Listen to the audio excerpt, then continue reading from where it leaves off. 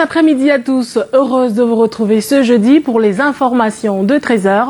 Voici le sommaire.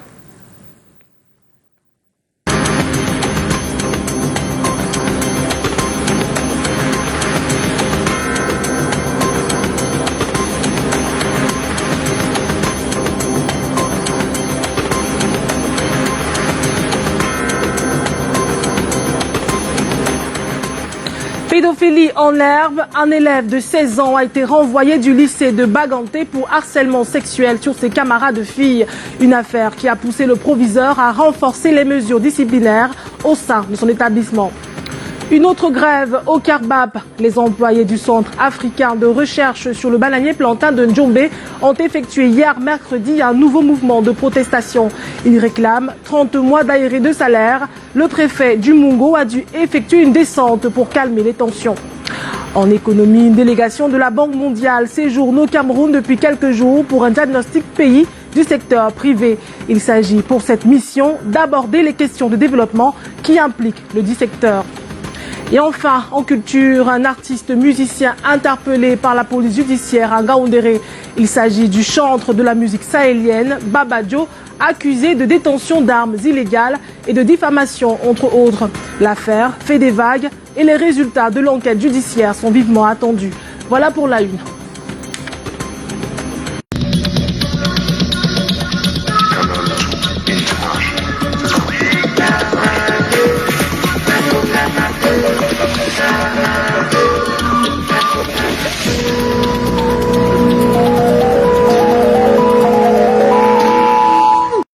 Merci de rester sur Canal 2 International. On a frôlé le pied hier à San-Mélima, dans la région du Sud.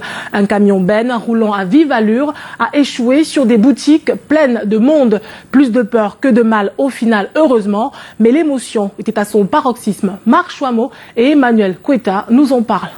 Un camion Ben roulant à vive allure a percuté plusieurs boutiques de la gare routière de la ville de San-Mélima, dans la région du Sud Cameroun. L'accident qui s'est produit hier, mercredi, résulte du mauvais état du camion qui, selon toute vraisemblance, n'a pas effectué de visite technique depuis plusieurs mois. Résultat des courses, des freins qui ne répondent plus sur la colline avant la dite gare routière. Vous avez vu? J'avais vu l'accident. Un camion, si c'est le camion d'animateur, je ne sais pas. Mais le chauffeur était fort. Il parlait en bouche que les personnes quittaient. La voiture, ce n'est pas normal. Les gens ont commencé à dire que quitter. Donc le chauffeur a beaucoup sauvé les gens. C'est lui seul qui était le victime. Heureusement, pas de perte en vie humaine. Seule victime collatérale, le chauffeur de cet engin qui est actuellement sous soins intensifs à l'hôpital de district de San-Mélima. Il souffrirait d'un traumatisme crânien. Par contre, les boutiques enfoncées par ce camion fou enregistrent de gros dégâts matériels. Difficile, je ne peux même rien expliquer. Parce que la scène s'est passée, j'étais en train de m'occuper d'un client. J'ai entendu les gens crier. Juste quand je me retourne pour voir ce qui se passe, c'est ce drame que je constate. Ce camion qui entre dans la boutique. Et ce n'est pas la première fois. Ça, c'est le deuxième camion qui entre dans cette boutique. Et de la même manière, la première fois, j'ai cru que on devait me venir en secours, le propriétaire du camion. Il n'est jamais passé jusqu'à ce jour, jusqu'à l'heure où le deuxième vient encore se renverser et détruire entièrement ma boutique. Quand nous quittions les lieux, la police menait son enquête. Question de dégager les responsabilités et de dresser un rapport pour un jugement éventuel sur cette affaire. Rendons-nous dans la région de l'Ouest où un élève est exclu du lycée bilingue de Baganté pour harcèlement sexuel. Junior, âgé de 16 ans, élève en forme tout, se livrait à des attouchements sur ses camarades filles. Le proviseur du lycée vient de prendre des mesures pour renforcer la discipline dans l'établissement. Il déplore en même temps l'état de délabrement avancé du lycée. Les précisions dans ce récit de Michael Chipio. Fin de parcours pour ce jeune de 16 ans. Passé spécialiste dans le harcèlement sexuel de ses camarades de classe au lycée bilingue de Baganté, le jeune pervers vient d'être dénoncé par ses compères. Pendant des cours, l'infortuné s'occupait à balader ses mains dans les tenues de ses camarades de filles. Et pour s'assurer que son acte reste impuni, il menaçait ses victimes avec des lames, couteaux et autres armes blanches. Ces garçons qui nous menaçaient à l'école, quand par exemple on enquête faire les cours, ils envoient la main dans la jupe des filles. Et aussi, quand on va aller trahir, il dit qu'il va nous poignarder avec le couteau. L'homme vient d'être chassé de l'établissement. Le proviseur en profite pour déplorer l'état dans lequel se trouve le lycée. L'absence de clôture laisse libre cours à n'importe quel kidam de se balader dans la cour de l'école. Élèves, enseignants se trouvent donc exposés et à la merci des délinquants qui partent souvent des quartiers. Chaque fois, des riverains, des élèves, des délinquants qui s'introduisent de manière frauduleuse dans l'enceinte du campus et commettent, n'est-ce pas, des agressions, commettent des actes graves. Des fouilles inopinées lancées dans les salles de classe ont souvent permis de faire des découvertes incroyables dans les sacs des élèves. Un nouveau mouvement d'humeur secoue le centre africain de recherche sur bananier et plantain de Djombe. Plusieurs employés observent une grève depuis ce mercredi. Ils réclament 30 mois d'arrêt de salaire et ont décidé de cesser toute activité. Le préfet du Mungo a dû une fois de plus intervenir. Marc Chouamo, Luciano Djakou. Encore une grève de plus au Centre africain de recherche sur bananier et plantain de Djombe. 30 mois de salaire impayés. Les employés de la Carbap sont aux abois et expriment leur ras-le-bol. Ces derniers ont cessé toute activité et interpellent les autorités. C'est une bonne chose comme le préfet est venu, qu'il n'est pas en contact avec tous les problèmes que nous avons. Le dossier de Carbap était déjà sur la table du préfet. Donc son prédécesseur sûrement a laissé le dossier du Carbap sur la table et nous attendons une suite favorable. J'aimerais que le préfet voie avec la présidence de la République pour notre situation. Ça fait 30 mois que nous n'avons pas de salaire. Pour ce syndicaliste, il y a quand même une volonté du gouvernement de nationaliser la Carbap. Mais les accords et autres charges sont bloqués. Il y a deux ministres qui sont au front. Le ministre de la Recherche qui veut nationaliser le Carbap et le ministre de la Relations extérieures qui ne veut pas libérer l'accord de siège. Du coup, chacun est sur sa position. On a saisi le Premier ministre qui a instruit le ministre de la Recherche de faire quelque chose. Mais jusque-là, rien n'a été fait. La situation est statu quo. Informé, le préfet du Mungo est rapidement descendu sur les lieux pour prendre le pouls de la situation et proposer des solutions afin d'éviter le pire. Merci. C'est pour ça que je suis venu. Est-ce que quelqu'un d'autre a notre papier? Quand moi je viens là, c'est pour vous dire que vous n'êtes pas abandonné. Je ne suis pas le seul à trouver des solutions. Moi je viens voir comment vous allez et je vais dire en haut que vraiment il faut faire quelque chose. Au terme des échanges avec les employés, le préfet du Mungo leur a demandé de stopper la grève et a promis porter leur doléance auprès du chef de l'État. Espérons que les grévistes du centre de recherche de bananier et plantain de la ville de Djombe l'entendent de cette oreille. C'est pour ça que je suis venu vous voir. Une page de santé dans ce journal. Une alerte au choléra est signalée dans la région du littoral, précisément dans les districts de santé de Nilon, de Boko Manoka et de Deido. Le 13 janvier dernier, le district de santé de Manoka a relevé 2 cas suspects dans l'aire de santé Cap Cameroun, dont un décédé. Et le 14 janvier 2020, la délégation régionale de la santé a été informée de 5 nouveaux cas suspects dans le même aire de santé. Nous y reviendrons avec plus de détails dans nos prochaines éditions. Mais déjà, le gouverneur de la région du littoral interpelle ses administrés sur les risques de choléra. Dans un communiqué radio-presse signé ce 22 janvier, Samuel Dieudonné Ivara Diboa les invite à respecter les mesures préventives compte tenu de la sécheresse qui sévit actuellement et qui est favorable à certaines épidémies, dont le choléra. Dans ce communiqué, le gouverneur édicte les mesures préventives qui tournent essentiellement autour de la consommation de l'eau potable et le respect des règles d'hygiène élémentaires. Nous l'annoncions au titre, la Banque mondiale explore les possibilités pour plus d'interaction entre le gouvernement camerounais et le secteur privé. Ils ont appelé cela diagnostic pays du secteur privé.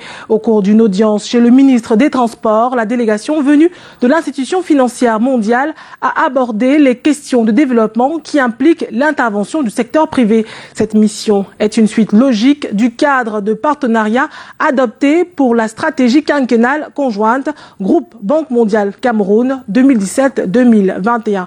Le chef de cette délégation de la Banque mondiale, Christophe Mort, s'exprime au micro d'Arnaud Gueffac.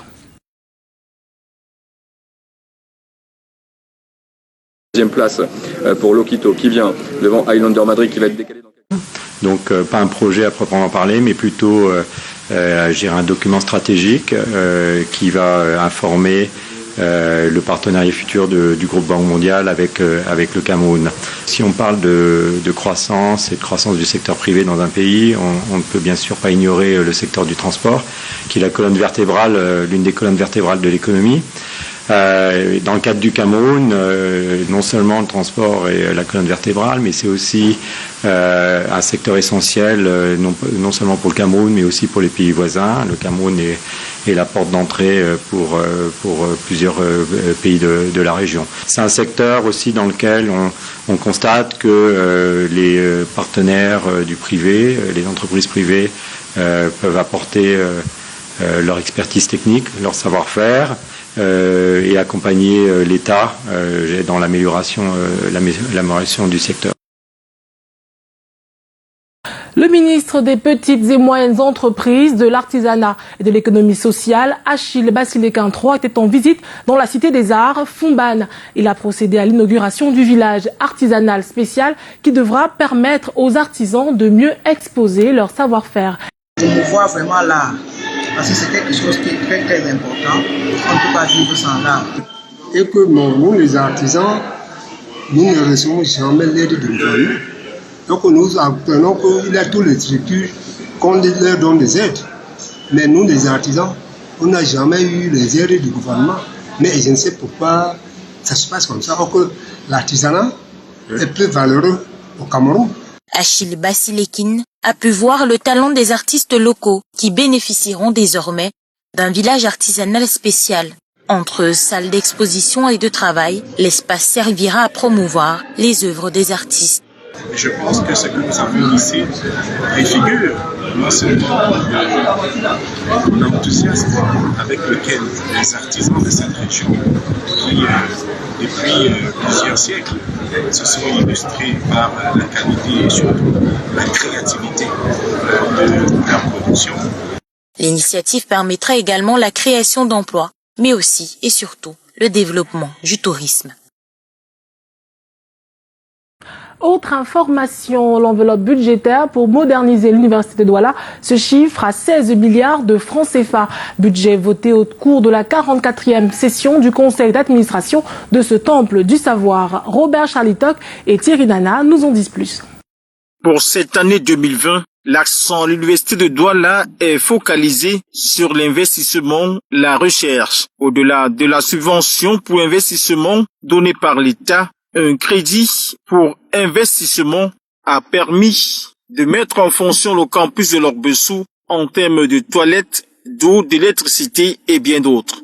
La 44e session ordinaire du conseil d'administration de l'université de Douala a permis au recteur, le professeur Maglandois, de revenir sur ce budget 2020 qui s'élève à environ 16 milliards de francs CFA. Le budget qui vous est proposé aujourd'hui se veut réaliste. Réaliste, je dirais même un tout petit peu pessimiste. Il est pessimiste dans la mesure où nous avons projeté des recettes. Et les principales recettes qui forment le budget sont évidemment constituées par les droits universitaires, les subventions et dans une certaine mesure les AGR. Il ne faudrait pas que nous fassions des prévisions optimistes et que l'on se retrouve avec des recettes en baisse, ça nous poserait des problèmes.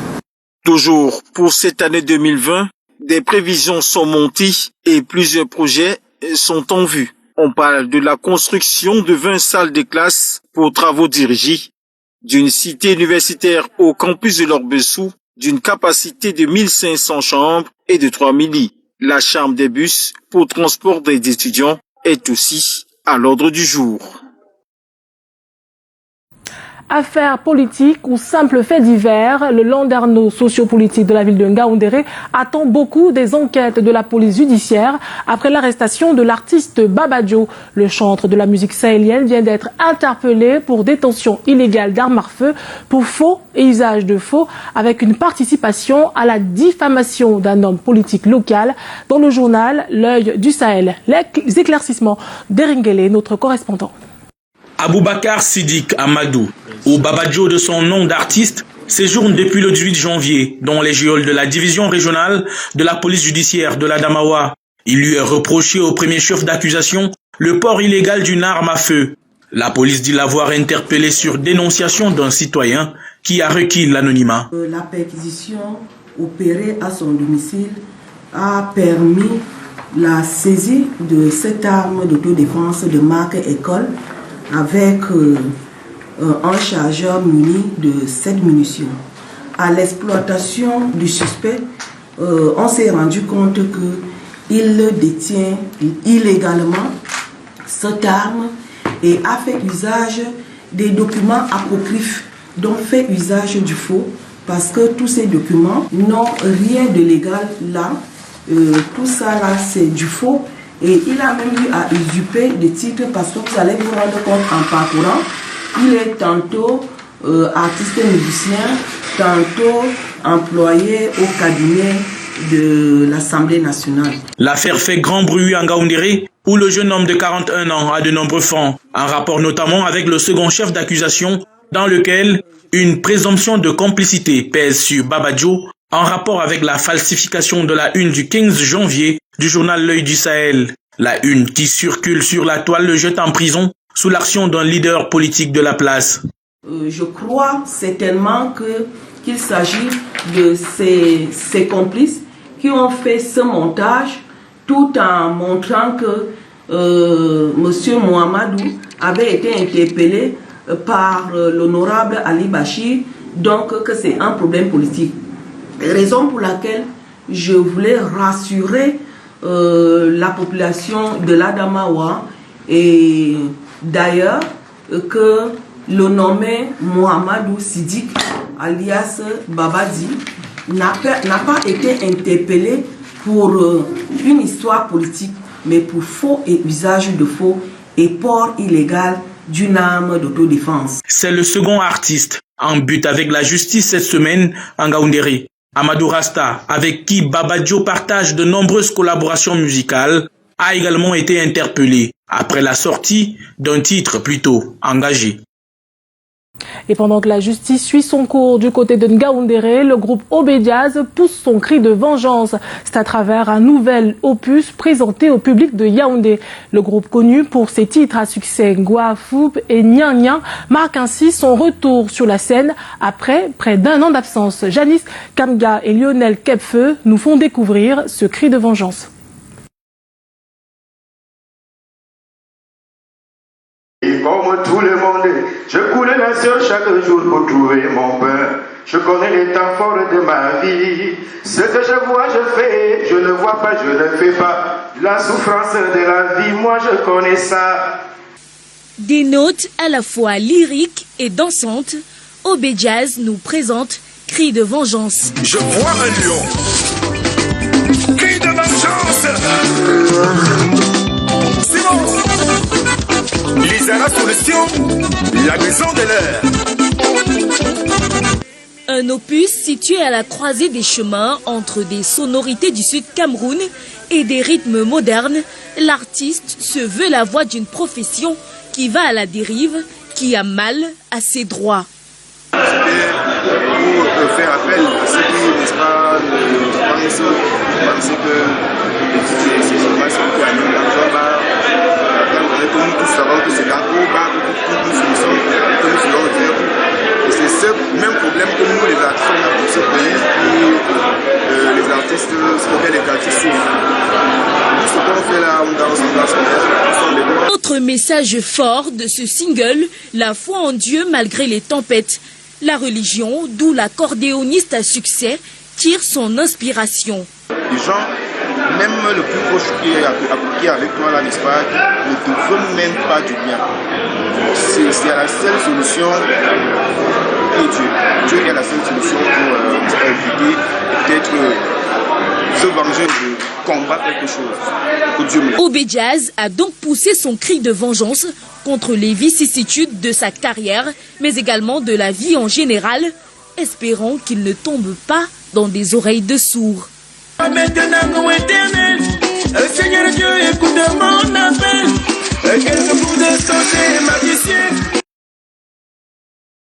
On reste en culture pour annoncer le Cameroun Fashion Design prévu du 26 au 29 février prochain à Yaoundé. En prélude à l'événement qui s'inscrit dans le cadre de la coopération Cameroun-Égypte, les membres du comité d'organisation étaient face à la presse. Delphine Fonkou et Francis Gebnan ont suivi cette rencontre pour nous.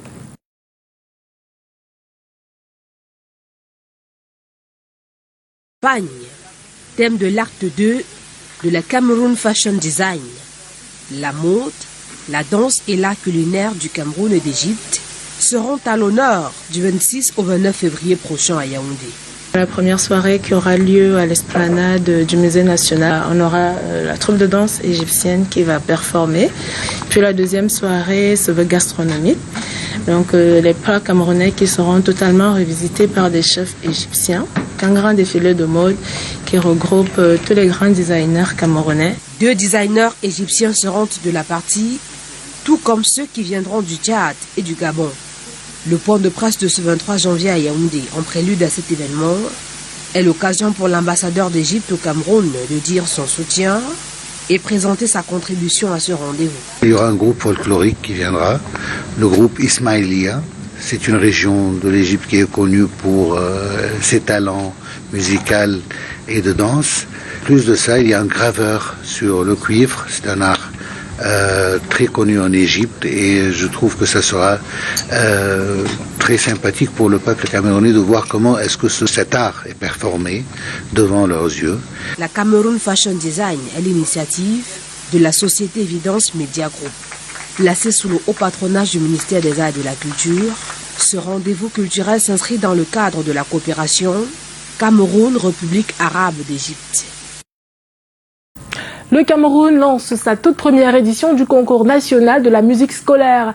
15 établissements d'enseignement secondaire retenus, 150 candidats en lice. Ces derniers ont démontré leur capacité à Yaoundé. C'était devant un coach de chant et Karel Mezachachoya.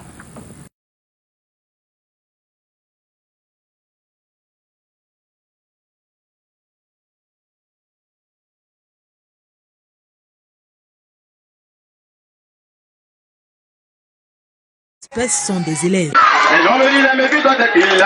On se croirait à The Voice, Afrique francophone que non. C'est la toute première édition de Music Competitions Cameroun. Les candidats pour le cas d'espèce sont des élèves. Hélène donne le ton en interprétant une chanson à succès de l'artiste Céline Dion.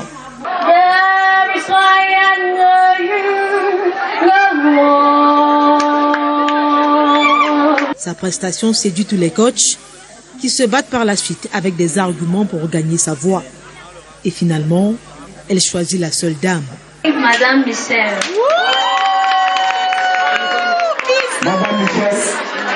C'est ainsi que 150 candidats en course, présélectionnés dans 15 établissements d'enseignement secondaire sur le triangle national, vont rivaliser d'adresse pour faire montre de leur talent. C'est justement pour dénicher leur potentiel afin de le valoriser que le comité d'organisation a mis ce projet sur pied. Objectif, promouvoir la culture en milieu jeune. Le but est de professionnaliser tous ces jeunes qui semblent être talentueux et qui ne savent pas comment faire pour se professionnaliser. Après cette étape, suivront les quarts de finale le 1er février 2020, les demi-finales 7 jours après, et les meilleurs vont s'affronter à la grande finale, prévue le 15 février prochain. Ce concours national de musique en milieu scolaire s'inscrit dans le cadre des activités marquant la fête nationale de la jeunesse. Un mot sur la crise anglophone. L'église presbytérienne du Cameroun s'exprime sur la crise qui sévit dans le nord-ouest et le sud-ouest. Elle demande l'arrêt des violences, des assassinats, des enfants de Dieu et la destruction de la terre. Dans l'adresse, l'EPC dit être au fait depuis des semaines des tirs et de la destruction des propriétés dans les localités de Baboubok, Eyandang et Koubémé. Des actes perpétrés par des hommes armés. Un pasteur de l'EPC a été arrêté et torturé après son service, selon les dires du modérateur de la confession religieuse. Un ensemble de faits qui vont en contradiction avec les résolutions du Grand Dialogue National. L'EPC condamne avec ferveur la situation. Nous y reviendrons. Des petits ruminants, des tourteaux et des kits vétérinaires remis à 200 familles vulnérables dans le Mayokani. Un geste qui vient donner un souffle nouveau aux populations qui voient une opportunité de reprendre leurs activités d'élevage. Charles Robert Itok nous en parle.